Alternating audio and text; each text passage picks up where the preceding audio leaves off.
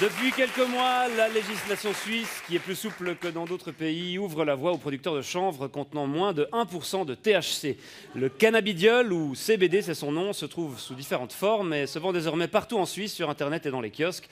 On va parler de cette version édulcorée du cannabis avec vous, Samuel Freudiger, bonsoir. Yeah, man. Big up the man, gonna put you them from the Celestia the first. I and I, Sam Frediger, upon the place. Big up the man called Original Vicar. Brace up the fire. Wagwan. Pardon? Ouais, ça veut dire bonsoir à Kingston.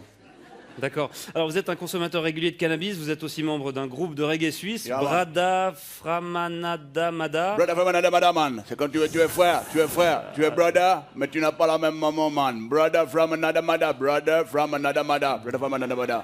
Brada Framanada Mada. Vous êtes c'est ce groupe dans lequel vous jouez, avec lequel vous voyagez souvent Yeah, man. en Jamaïque. Bra. C'est ça. Alors tout d'abord, qu'est-ce que vous pensez de ce boom du CBD? Un boom qui a commencé en août dernier lorsqu'un fabricant chafouzois a obtenu pour la première fois une autorisation d'en vendre.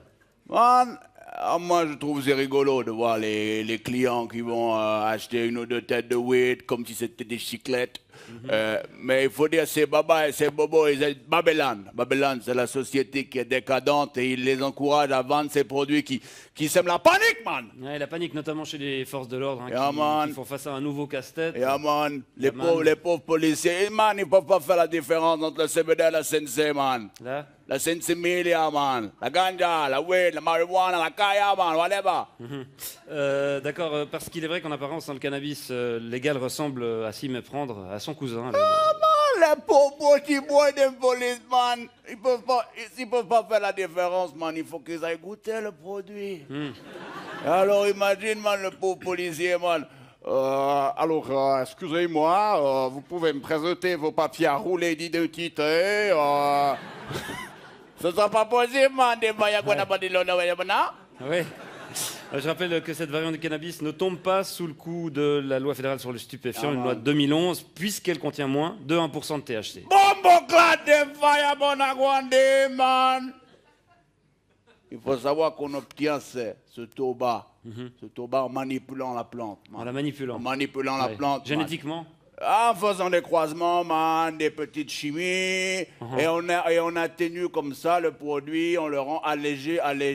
Et aujourd'hui, man, c'est pas tout comme ça dans la société, man. C'est exactement la même chose comme les sodas sans sucre, les yogourts allégés à la gélatine de porc, ou l'huile d'olive sans olive, man. Ça va pas, man. C'est pas du vrai cannabis, selon Man, vous. non, man, la vraie weed, la vraie ganja. La vraie ganja. Il faut la planter avec amour. Il faut la faire grandir sous les incantations de Joe Rastafari. Et ensuite, il faut la récolter, la faire sécher, la fumer pure, sans tabac, man. Comme dans la chanson. Give me the weed, good ganja weed, but I want it, when they weed, dude. Ah!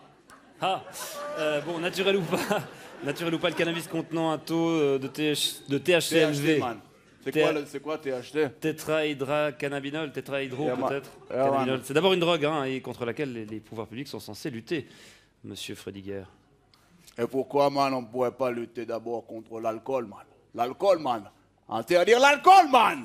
Qui est beaucoup plus additif et beaucoup plus dangereux, man. Bon, ça, c'est pas... C'est pas quoi? C'est pas ce qu'on dit. Man, il suffit de regarder l'expérience, man, des exemples qui sont tout autour de toi dans la vie, man. Si tu bois trop d'alcool, man, Ça va le coude. ça va nickel. Si tu bois trop d'alcool, man, tu vas commencer à dire des conneries. Ensuite, tu vas rouler des pelles à une inconnue. Ensuite, tu vas te battre.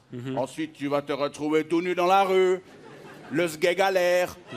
Tu vas te rebattre, tu vas tomber contre un trottoir, et puis après, tu vas tomber dans la mort du coma, man. C'est vrai que ça m'est déjà arrivé, cette séquence d'événements. Alors que si tu fumes trop de weed, man, si tu fumes trop de weed, qu'est-ce que tu risques? Qu'est-ce que tu risques, man? La même chose. Non, man, tu risques juste de t'endormir. Et au pire, man, de lâcher une ou deux petites caisses, vite fait.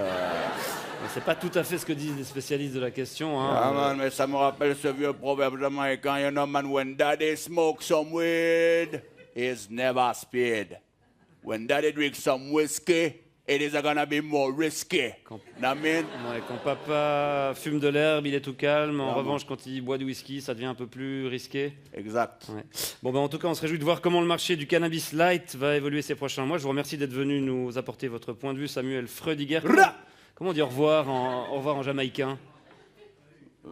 Big up. Big up.